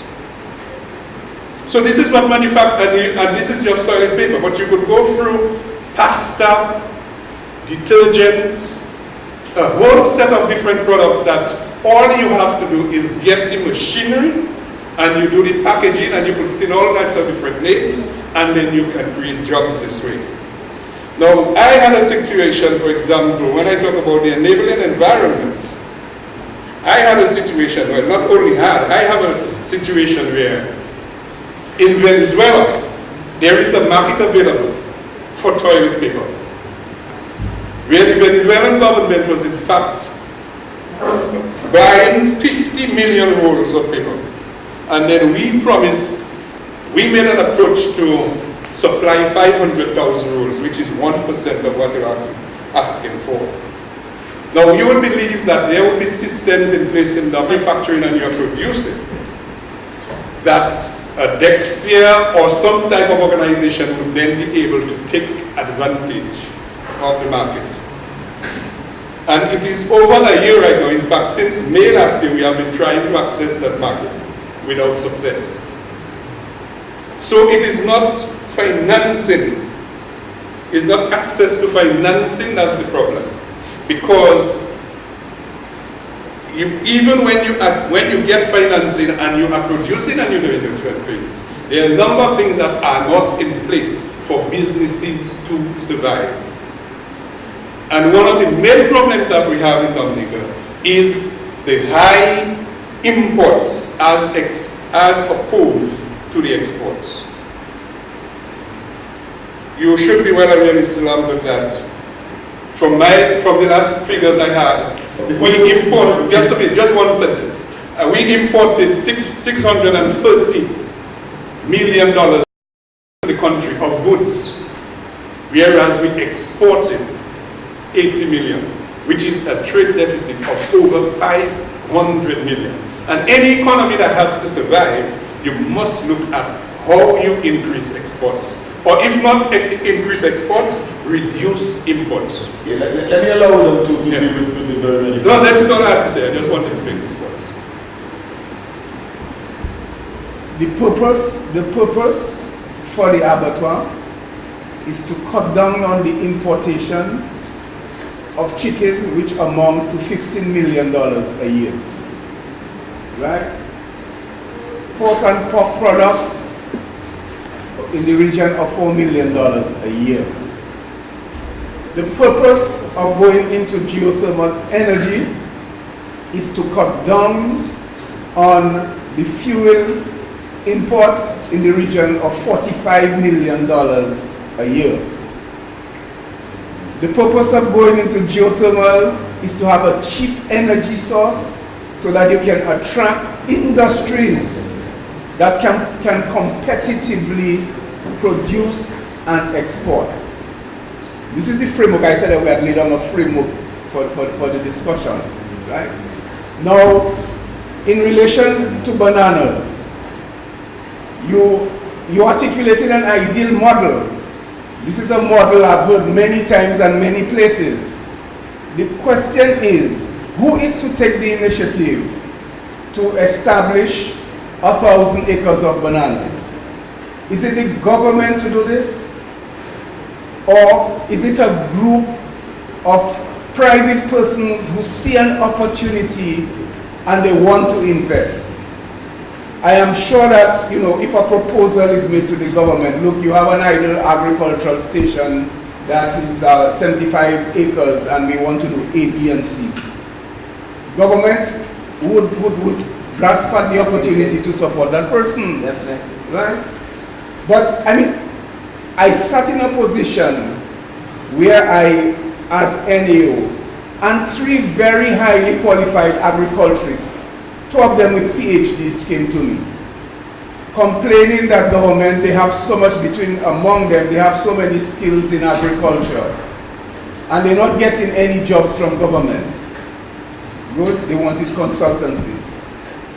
I said to them, look guys, if you think that you have, or you really have all the skills, and they do have skills in agriculture, right? Why don't you make a proposal to government to list one of the agricultural stations that's not operational? Special funding can be made available for you to develop whatever crops you want. Good? And I'm sure a positive response will come. They left my office and I never heard from them again. These are real hand experiences, right?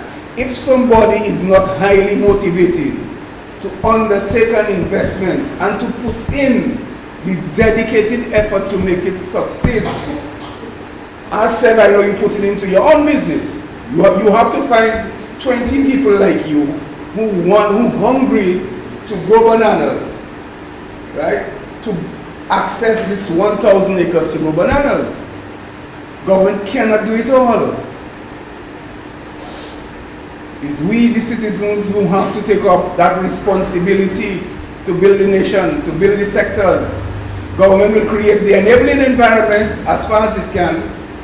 And I agree with you that, one of the constraints we have to export is the ready available of sea transportation. Right? And I am also convinced that there is production, the service will be made available. I recall that when I was manager of Dominica Agro Industries, right, it was difficult to get satisfactory rates to ship concentrated grapefruit juice to Florida. I approached Tropical. I gave them what the plan was, the volumes of grapefruit that we were expected to ship. It was working out to at least 2 containers a month, and they said no problem, and they gave me a very good rate. Unfortunately, we didn't have the grapefruit trees went into progressive decline, and we couldn't meet those volumes, right? So I am convinced that supply will follow demand in the marketplace. Supply will follow demand. Mr. Lambert, I'm no economist, but I just want to say something here because based on a couple of the points that Mackenzie put forward. And he said it's not access to funding. Now I'm happy to hear Mackenzie says it's not access to funding. He simply says that Mackenzie has finally recognized and accepted that the government has made the funding available, like it's a cheap money, whether through the small business unit, NDFB, and the others. But he also spoke about the many systems and facilities which are not in place after you get into the business. One thing though, and I've noticed just by following some of our and I was doing some programs with the Bureau of Standards, and just by following, understanding what exists, our entrepreneurs and our manufacturers and our business people have to themselves learn to understand that this is a competitive world, and Dominica does not operate in isolation or in a vacuum where you expect things like what existed when the banana was king, preferential treatment. If you're going to compete, you're going to compete on the same market as the other countries who are going to Venezuela and the other market. It means therefore that it requires you, the investor or the manufacturer or the producer, to go to the market yourself if it requires that, and to do your groundwork. The government may put the systems in place, like secure the market, secure the agreements at the at the governmental level and say, yes, Dominica, your toilet paper and your chocolate and your cocoa butter or whatever can go into the market. But it's incumbent upon you now to actually go there and get into the market and understand what operates there and look at your facility and so on. So, I mean, I'm not saying this to say that government shouldn't do all that is necessary, but when those are done, I want to believe, and I stand corrected here by Mr. Lambert and the others who probably have the greater experience, that the business people have to understand that it's not a situation. You can't be a wheelbarrow business person where you go no further than you are pushed. You have to get up and do the necessary after government has put the more difficult, created the more difficult, made the more difficult avenues open. I just thought I would put that, as part of the general discussion. Just to touch on financing. You said that it's not. I said that it's one of the major problems that small business owners are facing. Yes, the banks are liquid. Yes, the credit unions are liquid, but small business is not a priority for them. And if you look back maybe the last couple of years, you would hardly see a full-page ad, come and start a small business, come for a business loan. What the financial institutions have been pushing is their mortgages and vehicle loans. It's easier for an employed person to walk into an institution tomorrow and walk out by 2-3 hours to $10,000 than a small business person to go in and walk out with $10,000 by the afternoon. Recently, banks are telling you that for us, it's easier to do a vehicle loan, person to pay, we seize the vehicle, we sell it. They are not concerned as to creation of employment and so on. As it relates to import duties, that is something I cannot speak to. I'm not part of the Customs and Excise Division or the government. As it relates to your product, I believe that it's on the import. I believe that is a culture issue and something that we need to change. We need to encourage persons to buy local. As an individual, I can speak for myself. I use your product at home. I ensure that my employer buys your product. In my mom's business, I ensure that we sell your product. But that is because I am involved in small business, so I understand small business. But that is a culture change, and that is something that has to be done gradually. As it relates to your situation in Venezuela, I mean, a lot of times we have to get up and go and do things for ourselves. It's not always easy, it's not always going to happen at once, but I believe with a little patience, sometimes it happens. If we look at how it operated back then, when you had look at our companies that we had. We had Elrose and Co. And then you had the Shilling Fords as it relates to lime juice or citrus produce, as it relates to bay leaf and bay oil like lime alcohol and those sort of things. And those companies, because they had the foreign flavor, like Elrose and Co. was a foreign company, but when you look at companies like the Shilling Fords, which was a local company here, and then the Garaways, they were responsible for their own marketing. Most of them would make their travels and secure their markets overseas. But as the moderator quite correctly said, I mean, we are living in a very competitive world. And what is our cost of production and our local enterprises to what is the cost of production in other countries? For example, where we could have cheap labor. I remember in one stage, myself, I developed a formula to make a special brand of biscuit because I had my own consumer bakery. And it was selling all nice and good at 75 cents per pack. And there was a devaluation of the Trinidad dollar. And Trinidad was producing a nice, a quality of biscuit at a cheaper price. And you find my little sales that I used to make from my consumer bakery started disappearing to a lot of the products and biscuits coming from Trinidad.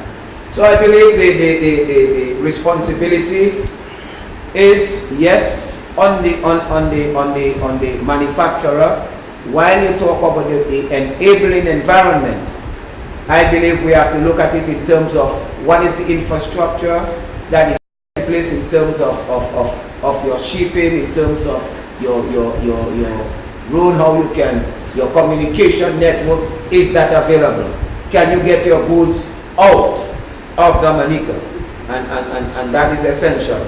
I would tend to agree with Mr. Grant 100%. And the banks are not friendly to small businesses, you know, in Dominica. And even though the banks are as liquid as they are liquid, it is the cost of financing small business.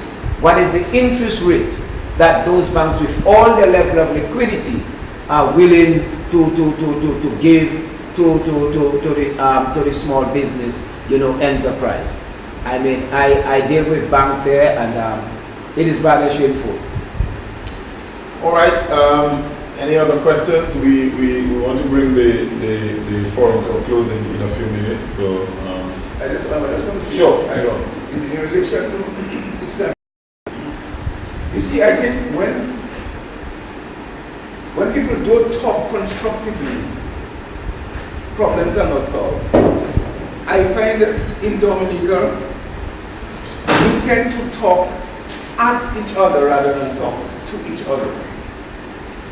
So in terms of business development and the private sector, I think now there is a forum for discussion where the parties can meet and really put these serious issues in relation to policy, in relation to tax regimes, in relation to incentives on the table, and come out with solutions where it becomes a win-win situation.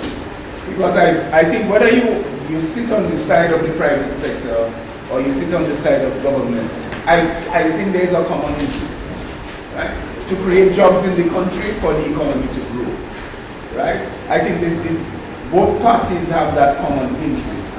But too often, we cannot bridge the divides in a constructive way, in a polite way, you know, in a way of mutual respect, you know. And that's just what I want to put on the table.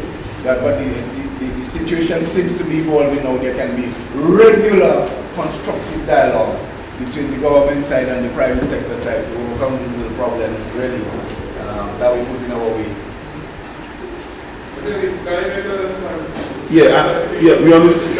Please.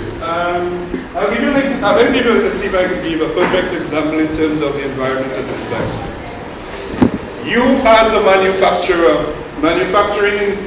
you're manufacturing in St. Lucia and you're manufacturing in Dominica. In St. Lucia, there is a packaging plant. So the person who is making something in St. Lucia can go straight to their packaging plant over there and get their packaging. There is a glue factory, so they could get their glue. There is a cardboard factory, so they could get their boxes. You understand where I'm coming from?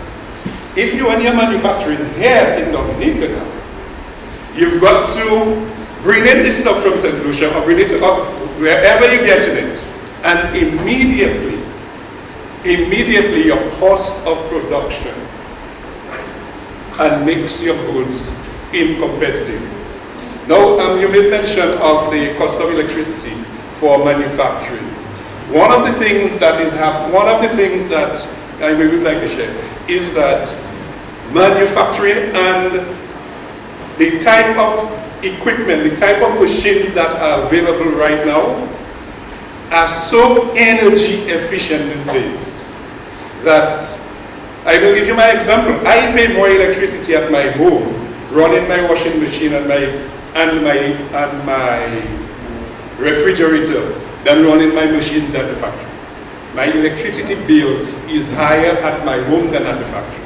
So which means, yes, the cost of electricity is high, but at the same time, if you go and you get energy efficient machines, you can in fact start very efficient industries and be able to think. But the other things that make it expensive is all the other things that you have to add on that are not available. And we must say that Dominica is at the infantile stage, really, when it comes to manufacturing, way behind a number of the other countries. I know one of the reasons for that. Our small population. St. Lucia has more than twice the population of Dominica. So St. Lucia's, there are a number of manufacturers who can break even on the domestic market in St. Lucia, whereas those same type of enterprises operating in Dominica would not be able to break even on the domestic market because we are a small population. And that has been a constraint in Dominica, I find, right?